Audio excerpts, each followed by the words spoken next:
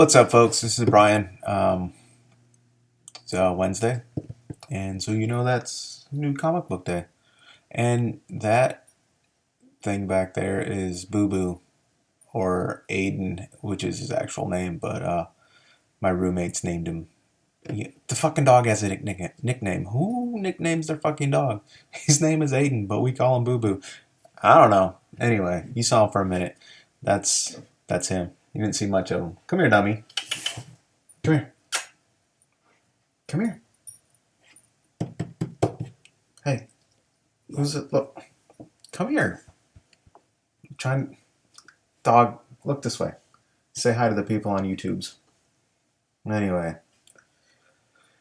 that's Boo Boo. Like I said, his name's Aiden, but we call him Boo Boo. So, anyways, I'm back. It's new comic book day, and so I'm going to show you the new books that I bought. But before that, I'm going to answer the comments that I have. And so far, I'm going to start at the bottom, work my way up to the top. So I got a question from Detox12. Question is, they put the key issues in the lot of back issue boxes. And then he's got Avengers 52 in parentheses, or quotes, parentheses, yeah. So anyways, yes, in fact, they're not all wall books, bro. Not all books are wall books. That's all I can say. Even key issues aren't necessarily wall books all the time. Not only that, but a lot of people, a lot of stores like to try to have timely wall books or whatever's the new hot thing on their walls, and key issues, or first appearances, like the first appearance of the Grim Reaper, who he's not in a movie right now, so who the fuck cares as far as some stores are concerned. So yeah, Avengers 52 was in the back issue bins, but this particular store has two back issue bins that are, or two long boxes that are almost exclusively Silver Age books, and they are the closest ones to register, so that has a lot to do with it too. Next up, got a comment from Adam. Cool video, mate. An interesting way to answer questions. Axis 2 is a lot better than Thanos. Is most definitely crap. Till next time, dude. So yeah. I need to read the Thanos just so I can see if it is indeed crap. Axis 2, haven't read it yet. I'm working on getting to it eventually. I see that you picked up a book. Oh, that Origins annual. Yeah, I liked it. I hope you like it, Adam. Especially since you said you picked it up on my because of my recommendation, or because I like it. So I hope you like it, man. Hope not steering you down the wrong fucking road, buddy. Next up is 2Mo. Edge of Spider-Verse 2, I think, will be like Amazing Spider-Man 300. The variant is now selling for over $100. Yes, indeedy. I have seen it on eBay for prices like that too, and I was quite shocked at that. I think most of it, in addition to that being just a beautiful Greg Land cover, I think a lot of it has to do with the fact that it's a Gwen Stacy Spider-Person. So I think people are overjoyed about seeing Gwen Stacy back in some way, shape, or form, other than being a clone. Yeah. Although an alternate version isn't really a clone, so I guess it's okay. All right, Spider-Man 63 comments with, man, that Spider-Verse #2. Literally almost every video I watch, it's there. Sorry, I'm not sure if it's, like I said, I think it's all because it's Gwen Stacy. I'd picked up that variant the same day that it came out. I just haven't done any videos since, I just recently started doing videos again, so it's, so it is what it is. And just to, make sure shit's consistent with you, buddy, here it is again. Sorry, I couldn't help myself. So it's everywhere. It's giving me a headache. Sorry, man. Maybe you can get some Tylenol. I have no doubt it's probably simmered. It'll probably simmer down soon, which you're right. It probably will. Even though it has all the potential to continue to go up in price and sustain that price, I don't think it will. It's all just hype, in my opinion, which I agree. A lot of stuff with comics is all about hype. And if I'm wrong, at least I have 2 copies that I got for cover price. Great video, man. It's a good way to answering comments. I like it. Take care, man. Thanks. I'm glad you like the way I'm answering comments. For me, it's just I'm not the kind of person, I don't like emails. I fucking hate text messaging. I'd rather just speak to somebody. And so even though we can't have a direct conversation most times with this, this is just easier for me to do, and it feels more natural for me to just answer questions this way. Next up is Drew Carson. Thanks for the shout out, mate. I love that Gwen Stacy book, and I can't wait for the now planned series to hit shelves next year. Great video and cool haul. Drew, thank you. I appreciate that you like the way I'm answering questions. Yeah. Sorry, let me backtrack. I appreciate that you like the shout out, folks. Drew Carson, good YouTuber. I don't really read the news too much as far as the comic book website news is and all that stuff. So that Gwen may get a book of her own. Think that would be pretty cool for a bit. And if indeed she does, and it is popular, then Spider-Man, I think that the book will hold its value for some time. All right, last comment is from Tim 21 hours ago. So I guess actually his was the first comment. No, wait a minute. This is weird. So it says Tim's comment was 21 hours ago. Driz was 15 hours ago. Spider-Man was 16.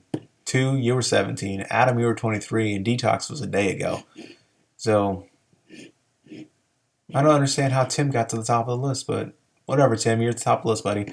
Awesome. Yeah, Bud Trees really picked up with me with issue 6. And Lewis kicked that frog's ass. Yes, indeed he did. And I might start adding some random comments if you're going to do more of these. But yeah, awesome. All right, so Tim, yes, I agree. He had to, oh, it just occurred to me. So the people that they have on their boat are French. That's a big fucking frog. So those are some big goddamn frog legs. So there you go. Maybe that's why they put a frog in the water to be the protagonist for a little bit. Anyways, Tim, thank you for your comment. And yeah, I welcome more comments. So let's get to what I bought this week. Where to start? This shit is in no particular order. And in fact, the first, I'm going to put these ones last so that I can show you the back issue stuff that I got afterwards. All right. So here we go. Starting off, I'm going to start this off with a freaking bang, sort of. The Walking Dead, issue 133. Impending Doom.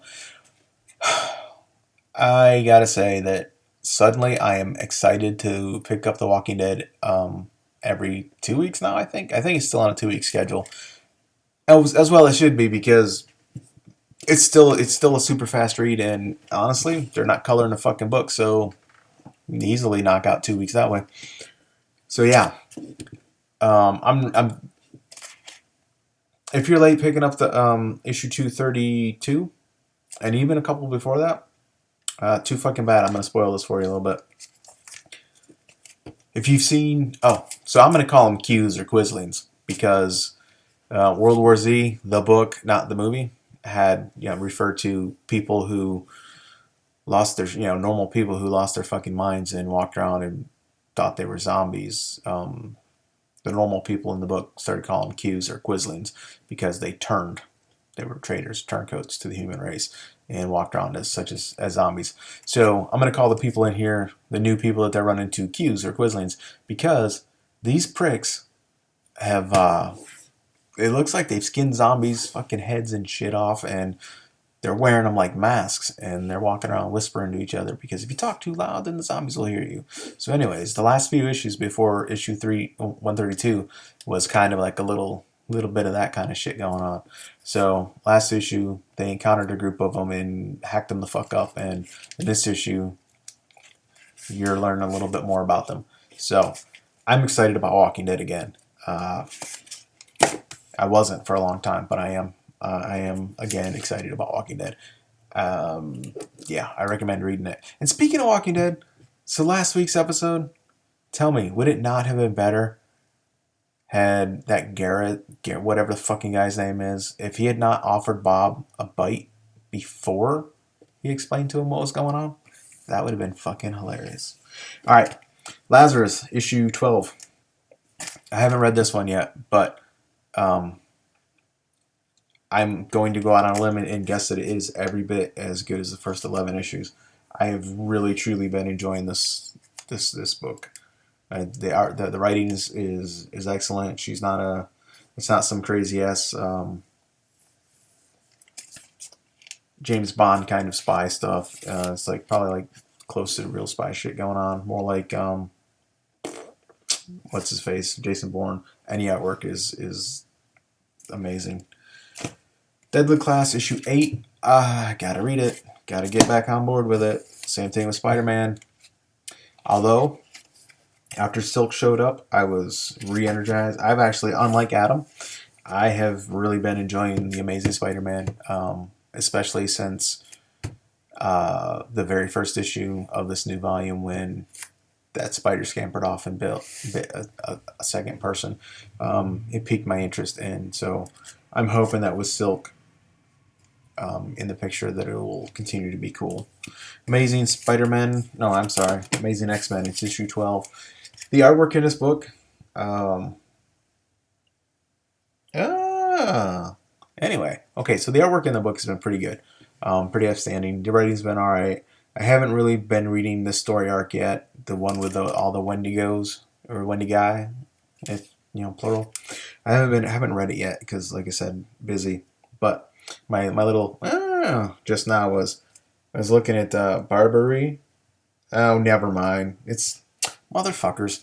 For a second there, I thought it was Art Adams had something to do with this, but it's got another one of those, the artists who did the work and they put after somebody else, and they put after Arthur Adams. I think the first place I ever noticed that kind of shit was with Rob Liefeld after Kirby, which, come on, man. How can you even compare yourself to the fucking Kirby? But anyways, it's Amazing X-Men. Next up is the Avengers. At first I thought this was a Captain Marvel book, even though it's got that giant-ass Avengers symbol there. But it's not. It's an Avengers book, and I'm okay with that because I like the Avengers. Always have. Probably always will. Only problem I have is her costume. It has no color.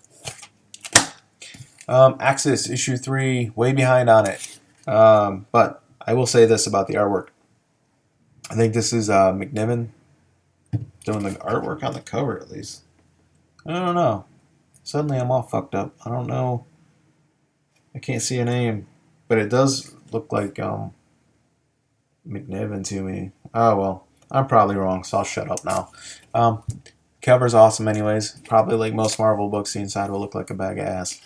This cover for Hobgoblin, #1, very simple, but I like it. It's pretty simple, it's pretty clean, and I'm going to go out on a limb and guess that this is probably what we'll get on the inside, as it's not something that's spectacular, but it's clean and it's simple, and I think it gets the job done. As far as I know, I think this is the Hobgoblin. I guess in Access he's been helping out, like playing the role of a hero, so I think now he's getting some attention as a hero and he's all loving it. But here's what I think is going to happen with these villains. They're not all Thunderbolts. They're not all going to be like the Thunderbolts when they first came about back in the day when they were villains and they were playing the role of heroes but still being villains. And then eventually they came to realize that they enjoyed being heroes. They liked helping people, and some of them had an honest change of heart, as opposed to Moonstone, who, that manipulative bitch was just in it for herself, always has been, always will be. I got a feeling that's what this is going to turn into. A lot of these villains are going to, they're going to play the hero part until it suits them, or as long as it's beneficial, as long as it suits them. Bodies stumbled across this interior artwork a little bit. Looks really nice. I still got to catch up on the first issue. Cyclops, I'm behind on it. Got to catch up. Dead at 17, issue #3. It's just kind of appearing in my inbox, and I just picked it up. Next up is Deadpool. It's a book I buy for my son because he likes Deadpool. And I'll rant and rail against Deadpool being on all the variant covers, silly Deadpool fucking variant covers are just stupid. But this isn't a variant cover, but I think this is an awesome cover with Deadpool sitting there with his iPad charger, getting ready to plug Iron Man in. I think it's pretty funny. Now this book, The Logan Legacy, I am far more excited to read this than I ever was about reading the Wolverine book, the Death Wolverine book. This book just, it's other characters that are developed from Wolverine, and some of them never really. They've been around, they've been popular, but they haven't really had the spotlight as much as say Wolverine had. So I'm kind of excited to read that. Now this is a book that I haven't read it yet because it's brand new, obviously. But the artwork, this is what Marvel should be doing. They give you an amazing cover like this. They give you fucking Tony S. Daniels. This is DC, not Marvel, doing this, as you can tell. But anyways, and guess what? When I open this fucking book up, guess who's doing the interior artwork? Tony S. motherfucking Daniels. Come on, man. It catches your eye, you pick it up, you go home, you open it up, and it's some fucking lame-ass shithead who can't draw 2 fucking straight lines. You're going to be disappointed. But you pick it up, it looks like this, and you open it up, and in the interior it looks like this. Happy days, folks. Happy days. Delinquents, issue number 3. I haven't read it. I need to. I kind of see where this book's going as far as, you got the 2 different groups of, 2 different odd couples together in a book of their own. Odd couples being Quantum and Woody. Woody is the dipshit, as dipshit doesn't care, whatever. And then Armstrong is his equivalent, and then Archer and Quantum are the two straight arrows there. Pretty good stuff. This book is picked up. I think I missed an issue as far as reading them somewhere, but last issue was really good. Shit's kicking off. It's pretty cool. I can't wait to read this one. So far, I've been reading New Warriors and been liking it. I don't really have much. I don't have anything negative to say about this, really. I like the story. I like the characters. I do find it a little strange that Scarlet Spider's in this book, but because obviously he's a guy that doesn't want to be a hero, but somehow he ends up in a superhero team. It's a little weird, but it lets old Mariposa be in the book. So I do like the characters. I like the artwork in it for the most part. It's stable. It's good. It's a good read. Thanos issue 3. Haven't read anything yet. I'll get to it. The Wicked and the Divine. I read the first issue. I need to catch up with it. This is issue 5. But the covers, I almost buy this exclusively for the covers. They remind me so much of David Bowie glam rock that it's really cool. I like it. It's good stuff. Butterfly. This is issue number 2 by a company called Archaea. Yeah, we'll go with that. Anyway, the cover's beautiful. The interior artwork is a little, I don't know, it's a little archaic. It's a little bit like, it's solid work. It's just not beautiful work. So yeah, Butterfly. The cover. If the interior looked like this cover, this would be high on my list, but it's all right. I thumbed through this next book. It's called Father's Day. It's by Dark Horse Comics, and it's issue number 1 of 4. I read 1 page of it, and it kind of prompted me to buy it because it's a page of this dude and this girl. He tells her, run if you want to live, or some shit like that. And she's like, what the fuck, man? You abandoned me and my mother, and the first day I meet you, I'm running for my life. So, piqued my interest, so why not? Next up is Starlight, issue 6. I'm behind on this book by 3 or 4 issues. In fact, I think it's 3 issues. So I picked up issue 5 and issue 4, and one of these days I'm actually going to read all these books again. Start reading my books before I do my videos again, so that I can actually give you true, honest opinions of what happened in the book. But that's going to take some time to catch up. So that's it for my new issues and that little smatter of back issue. Now, some other shit that I bought. Guardians 3000. This is what the Guardians of the Galaxy used to be, but are no longer. This is the variant for issue number 1, and this book's been out for 2-3 weeks.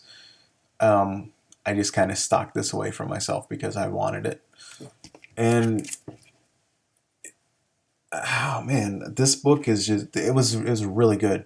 I really like this book. I think the artwork is a little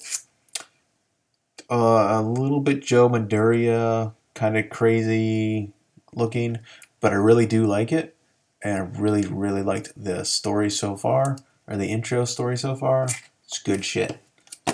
Next up is Death of Wolverine #4, and I have no use for this book in most cases. I think I've got all the regular issues. I only kind of like got them because it's Wolverine, and who knows, maybe someday it'll be worth reading. But I picked up #4, the variant. It's Greg Land. I bought it because it's Greg Land variant, and it's really cool. They say you can't judge a book by its cover. It's absolutely true in most cases, but sometimes I'll buy a book just because of its cover, and this is one of them. All right, a little more back issue stuff. Oh, I always rail and rant about movies and how they fuck up the books, the value on books and whatever, make it more difficult. Well, I've been making a strong attempt at, hitting up all the Avengers books, and there was one book that I needed for my collection, and I waited too long to get it, and I ended up paying. This book that I'm showing is honestly in near mint perfect condition. A few months back, it was a $2-3 book. Hell, you could probably get it in a 50-cent or dollar bin in most places. But it's Avengers $2.57. And the reason it went up is because that goddamn Guardians of the Galaxy movie and Nebula. It's her first appearance. It ended up costing me $10 on eBay. But I needed it to round out my collection, not because it's a key issue. Next up, we have the Avengers. Issue 80. Let me peel that sticker off.